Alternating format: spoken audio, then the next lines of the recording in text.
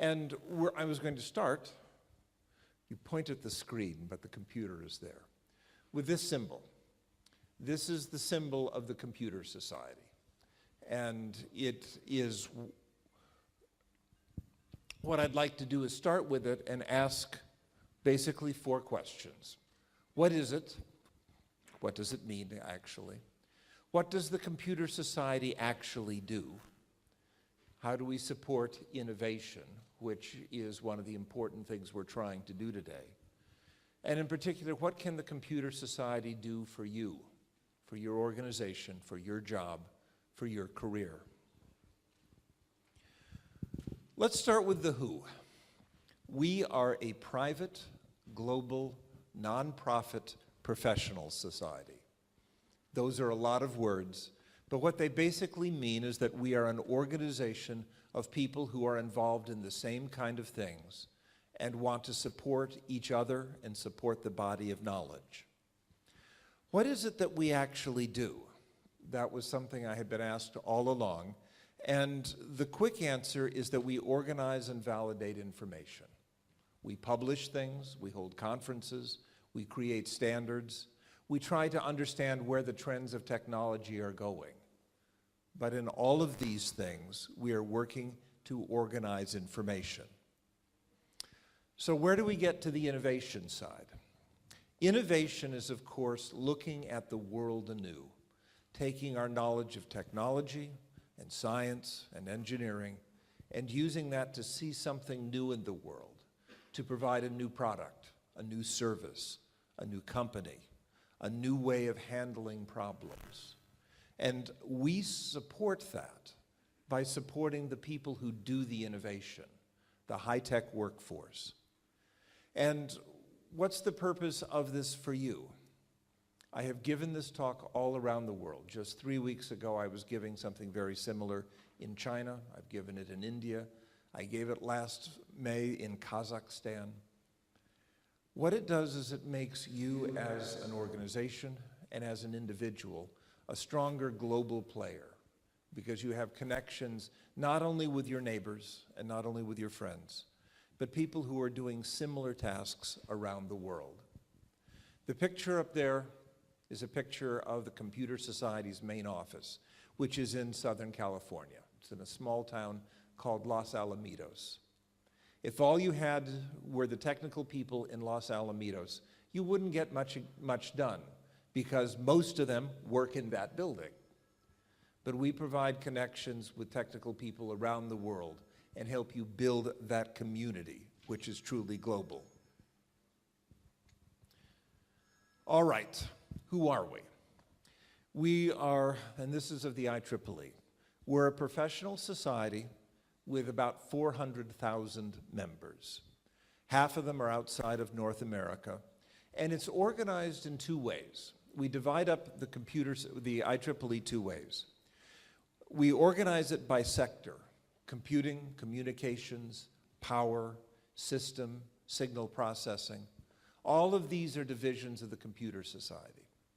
But we also divide it locally, by chapters, by regions, by groups. There's a Moscow chapter and a Russian section, and it's part of the European division, Division 8 of the IEEE. And we get them together from time to time. The picture up there is a meeting of students that occurred in the United States, of student leaders from around the world. And we had them to get together to ask, what are you doing with your career? Where are you going? What are your needs? And how can we help you best? We have been around since 1888.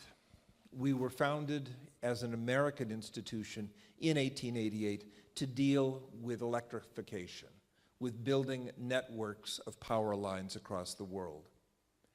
We moved from electrical power into electronics in 1914, which is just as we have developed amplifiers, radio tubes, and because of that, we now have a new set of problems that we need to understand. We got involved in computer hardware in 1938, and the picture there is the picture of Howard Aiken. Howard Aiken was part of a division of the IEEE that was then called the Institute of Radio Engineers. He had a problem involving how you deal with electronic tubes, the devices that were used for amplifiers in 1938. He did not know how to solve it in closed mathematical form, which is what we always like but never happens in the real world. And so he decided he would build a machine to compute the answer, to compute how electrons flowed around and past barriers inside the tube. The result of that calculation is the machine, which he's inspecting part of, called the Mark I, which he built at Harvard University. But that is one of the very first computing machines that started in 38 and 39, and by the late 1940s becomes a wave of computing machines that has continued to grow. We became involved in software roughly in 1968, and the Computer Society division, of which I was president, begins roughly then to deal with the problems of software, because we got this idea, which was new at the time, that the problems of software were not the same as the problems of hardware, that it required new concepts, new ways of organizing things, and in particular, new ways of engineering. This has been one of the great things of my life as Computer Society president, because by training, I'm a mathematician. I have a doctorate in applied mathematics. I did mathematics because my father was a very early computer engineer, and so when I got to college, there was nothing for me to study because my father had taught it all to me. And so I started working this field from the point of view of a mathematician, of what are the models that we deal with. When I got to be a professional, I began to realize that many of the professional societies assumed you knew electronics, which I know a little bit, roughly equivalent to my knowledge of Russian. But the professional societies of 1968 and 1969 and of that era believed that electronics was how you understood computers, that if you did not understand circuit theory, you would never understand them. And most people who deal with computers now have no idea of what the circuit is, of how the electronics works. They take it on faith, and they build their innovations out of software. We became involved in global cellular telephony about 1990, and some of the very early innovations in cellular telephony come from our members as they're trying to understand, how do you make mobile devices work? What do you need? What kind of bandwidth? What kind of computing power? From this point, what ties it all together is how we organize knowledge, because that's what a professional society does. A professional society, I like to say, is a circle. It's a very big circle that goes around you. Inside the circles are professionals, professionals who are building and defending knowledge. Outside of the circle is the public. And the goal is to have the professionals build the knowledge and share it with the people outside. Now, sometimes the people outside say, wait a moment, we would like to say something. And the trick of a good professional society is to know when to listen, know when to understand, and when you can incorporate new ideas into the body of knowledge you're building. So, what do we do in organizing knowledge? First off, we decide what professional standing is. Who is a professional? Who has gone through the same kind of education that we have? Or sometimes, what's a new kind of education that's important to bring into your society? We organize knowledge through publications. We also do it through standards, standard ways of doing things. We hold conferences, and we're very active in education. We have developed most of the curriculum for computer engineering, software engineering, security engineering, and computer science that are used globally.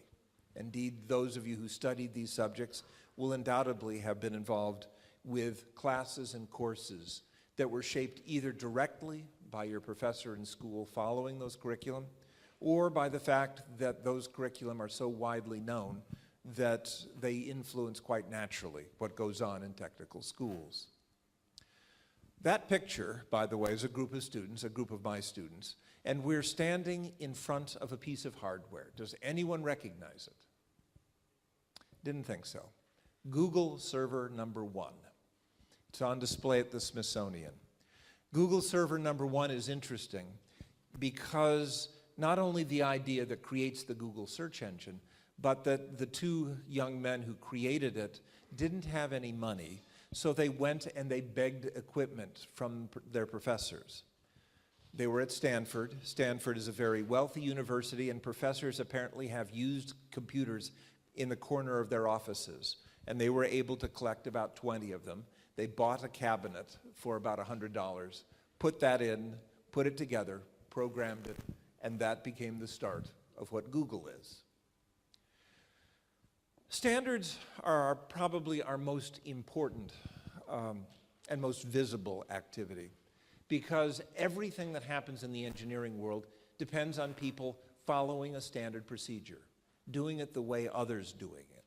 And one of the important things in building these standards is making sure you have the right expertise there to do it. The one that you all know, and that some of you are using right now because I see your computers are open and you're answering email and not listening to me, which is a good thing to do, is IEEE 802, Wi-Fi. The Wi-Fi standard we started building in the 1980s because we knew it was going to be important to have a common standard, a common way of dealing with wireless networks. We got the people together who were interested. We had a lot of people who knew about the challenges we had with wired networks, how there were half dozen ways of hooking up modems, different settings for each kind of computer, and we agreed on a common way of doing it. And that common way makes it so that anyone can flip open their computer and wait a moment while it syncs, and you can start getting your email or playing games or looking at Facebook without any problems at all. We do this by assembling everyone who has a stake in it. We are viewed as a neutral party because we're not making money off of it. We have a process that gets a discussion going, that tries to get people to put all their interests on it, and then tries to build compromises between different groups. In the end, the standard is done by consensus. It's not quite everyone agrees, but everyone agrees not to object to it. And because we have the standards process, because we're neutral, we are protected from antitrust, from claiming that we have adjusted it for someone's point of view. We try to do it as neutrally and as generally as possible so that even, as you can see, little kids with a cell phone can answer their emails.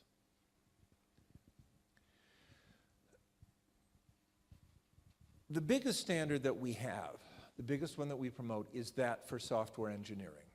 The IEEE owns the standard of what it means to be a software engineer and to practice software engineering. It's incorporated in a book, which we're engineers, so we just use the acronym, and we call it SWBOC. It stands for Software Engineering Body of Knowledge. It's available on the web for free. If you go to swboc.org, you will be able to see the entire standard of what it means to be a software engineer and download it. Now, there's a bunch of other material that goes with it. We charge it for it. But you'll be able to see the topics, the ideas, the outlines, and the bibliographies that say where this material is from. We started this process back in the 1970s and finished it for the first time in 1995. It became a standard not only with us, but with the International Standards Organization in Geneva, ISO, and it has a number there. I'm very proud that under my presidency, if I did anything, and of course I didn't do a bit of work on this, SWBOC was revised and released with the updated version that reflects the modern techniques of software engineering, including agile methods and lean methods, and the other things that are commonly used by software engineers globally. This process, software engineering is a very new form of engineering, and what I loved to do when I was president of the IEEE is tell my electrical engineering friends that it has nothing to do with electrical engineering. And they would look at me and they would say, "What do you mean it has nothing to do with electrical engineering? It runs on a computer, and computers are electronics, so it has something to do with electrical engineering." And I would say, no, it has nothing at all. They would get very mad. But what happened was software engineering grew out of a process of trying to make high-quality engineering. And they didn't see how the tools of electrical engineering, of black boxing, of circuits, of other things, fit into their process. Eventually, we have incorporated some of them, but most of them came independently. What happened? Software engineering got its start at this meeting. This picture here is a conference that occurred in November 1968 in Garmisch, Germany. It was sponsored by NATO, and the question of the conference tried to answer is, what does it take to get good software? At the same time, almost exactly at the same time, IBM, which had been giving software away for free, said, we're going to start asking you to pay for software. And with those two activities, we started a process of developing the ideas of what good and well-engineered software was. These are IEEE standards that we developed starting with that conference. It took almost 15 years to get the first ones done. And that first one, 829, said, this is how you test software and this is how you document it. The following year, we did requirement specifications, the taxonomy for software standards, how we were going to organize software engineering, came out in 87. 88, 730, one of the most important standards that we have done for software engineering, said, how do you assure that you have high-quality software? Measures of dependability came out that year, followed by configuration management, and the last one, which is really the basis for SWIBOC, the software lifecycle. All of these were done by our members, volunteers, working without pay. They were self-selected. They said, I would like to work on this, and they joined the committees. Some of them, such as the first one on the list, 829, took them about 6 years of work to do. Some of the others were done much more quickly. But it's not an easy process, and it involves real dedication by the people involved. Once we have standards, we like to publish them, and this is my favorite part of the society because for 2 years I was the publisher. We put out a variety of publications that structure knowledge. There are basically two types. There are types that are academic, that are transactions and journals, that are very closely refereed and describe what are the newest ideas and how the work of one professor fits into the work of the entire field. The others, and these are 3 of them, are more like professional magazines. Their goal is to keep you abreast of what's going on, the new ideas, where things are going. The key aspect is we verify all of them. They're refereed by volunteers who dedicate their time and their effort to making sure that the articles are the best as possible. It keeps all of us up to date, but in particular, it keeps the professorate up to date, because those are the people who are helping to teach the next generation, and they need to know what the field is. In computer science, however, and in software engineering and everything connected with it, the conferences have really been the place where the newest ideas have been discussed. And there are conferences like this one. Some of them are quite small, 40, 50 people. However, we have others that are close to 10,000. And then we have everything in between. This conference, I was president that year. This was in Mumbai. I was addressing it. And it brought together, the 3 pictures I think are very nice, the 3 people there. The one on the far left is a young professor who is just starting his career, is about 6 years into it. The one on the far right is a friend of mine who teaches at the University of British Columbia and has been a professor for 25 or 30 years. And in the middle of it is the founder of Tata Consultancy. He is someone who works in business. He does not have an advanced degree, but he knows a great deal about software and its applications. And conferences bring together communities such as this. They give you contact outside of your own field. They teach you about others. They give you new knowledge of what other employers are doing. They build skills and knowledge. And in particular, one of the great things is they share the ideas that you can't publish, the things that come from talking to other people to see what best practices are, what little skills you need on the side to help make things work. They are, in some ways, the core of our society. We have about 250 of them that we operate, of which 5 last year all had the name International Cloud Computing Conference.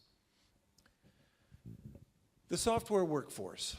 We have been doing a great deal to support the development of that. And there are now three ways of getting into that. And this is what really sets us apart from traditional engineering. Many people are trained at universities, and they have a degree in software engineering or computer engineering or security engineering. And from that degree, they practice. However, in computing since day zero, many, many people have been trained by corporations. And you find this increasingly so in India, which is responsible for where corporations are responsible for training at least 20% of the high-end workforce. I'm an example of it, although it was in my father's hand where I learned it, but I learned it from corporate training materials. And indeed, you still see a very large fraction of people who go into computing and computer engineering without a formal training.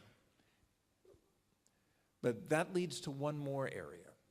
And that's the self-defined communities, largely centered around open source software. Software that's free, software that's not owned by a company, software that is being developed by a small group. This is WordPress, Linux is another. There are thousands of software systems that are now done by volunteers. WordPress, I have two special connections to this. One is I use it regularly. But second, one of my students married the head of it. And through my student, into her husband, I've begun to see how this works closely. He got his start not because he was a computer person. In fact, he had no training at all. He volunteered to help figure out how a website worked. And then he got some skills, and he started tracking what was needed to make it work better. He learned some programming language. He worked with others on the project. And step by step, he gained skill, rose through the ranks, and is now the lead developer for it. That is increasingly defining a large part of our community. WordPress represents 23% of the sites on the World Wide Web globally, just as another big open source project, Linux, now represents close to 50% of the operating systems being used globally. More if you really start looking closely at cell phones. These involve people who have come up in different ways, and they need help to be professionals, to advance themselves, and these are groups that we work with very closely. Our goal is to try and improve your skills, increase the trust among people, so that you know what someone else has, how they work, how they understand the problem. And ultimately, it's there to reduce risk, so that you've got a team that may be global, that may be spread across 2 or 3 or 5 countries, that has the same goals, the same kinds of knowledge, and the same practices. This is a group of people that I work with. Group of people. This is a group of students from an organization I do work for about once every other year that's located in Ireland. They are a group of software engineers from around the world, and I'm trying to help them up to the next level. But what's fascinating is while there are always 3 or 4 people in the group who are actually from Ireland, the bulk of them are not. This is their common meeting place, and this is where they are trying to move themselves into the front edge of computing technology. So, what does it do for you? Why should Russia and Russian universities think about forming a chapter? Why should Russian businesses think of supporting local activities and local conferences? Well, I've got an interesting series of stats here, and it's called the G8 problem. The bulk of our members live in the industrialized countries, the G20 for sure, but I just have the numbers from the G8. I was sitting in an IEEE meeting and someone said, we're not going to be satisfied until we have members from all 210 countries of the world. And I sort of woke up. I had not been paying attention. I believe I was answering email at the time on my cell phone. And I said, that doesn't make a lot of sense. What we need to make sure is that our members are well distributed amongst the industrialized countries. And so I raised my hand and I made a comment to that effect. And one of the staff members ran off and found the population statistics and the numbers for us, not in the G20, but in the G8. And here we have some numbers that show how the world is changing. This is the G8, the countries in it, and the percent of population that they represent. The United States represents roughly 35% of it. Next column is the percent of members of the IEEE. And the United States, for example, is 48%. So that the United States is overrepresented in the IEEE by a factor of about 1.3, 1.4 almost. And you go down. Canada has 4% of the population and has 4% of the members. So Canada, which seems to be a very well-balanced country, has the right number of people in the IEEE. Italy, I was surprised. I made a claim at dinner the other night that they were overrepresented. They are actually not, but they are heavily overrepresented among the leadership, which means that we have very good dinners, they choose lovely restaurants, and their taste in wine is exquisite. But then we get to Russia, bless its heart. 16% of the G8, 1%, less than 1%, 0.3% of the IEEE. What's being missed here is the opportunity to work with the rest of it, to work with the other organizations and find out what they're doing, to share information, to share knowledge, to understand what their processes are. We've been doing this with a number of different countries who have not historically had a lot of presence in the IEEE. In particular, in the last 3 years, I have been working with China, India, Japan. The current president this year has been working very closely to build with Korea. In those cases, we often work with a local partner, the Chinese Computing Federation, the Computing Society of India, the Information Processing Society of Japan, which gave me a brief opportunity to demonstrate to native Japanese speakers how bad my Japanese has become. And we have put together a number of programs to help them with local needs. I'm most active with the Chinese Computing Federation and their program. We have newsletters, we have Chinese language publications that are targeted for their membership, that are based both on their work and on work from others that we translate. We have a membership activity where joining the Chinese Computing Federation will transfer over into an IEEE membership very quickly, or something very close to it. And in fact, part of it is one of the things I do for this group is I have a monthly column where I try to put what China's doing in a global context. It's published in Mandarin, which means I have to have friends read it to tell me if it says what I think it said when I wrote it. But it has earned me a bunch of followers on Facebook who seem to like it, seem to want to be my friend, and seem to want to send me comments that I have to take a long time to translate. But we do the joint membership with India, we have new publications that we're working on with Japan, and we have started a joint membership program with Korea. All of these are to build a global foundation for work, a global foundation for technical knowledge, a global foundation for this field which we believe to be universal. Computers are supposedly the universal machine. And if it truly is universal, and if it truly does have benefits that can benefit all, we need a very broad group of people working on it. We need them to cooperate, and we need to understand what each other is thinking. And that is our goal.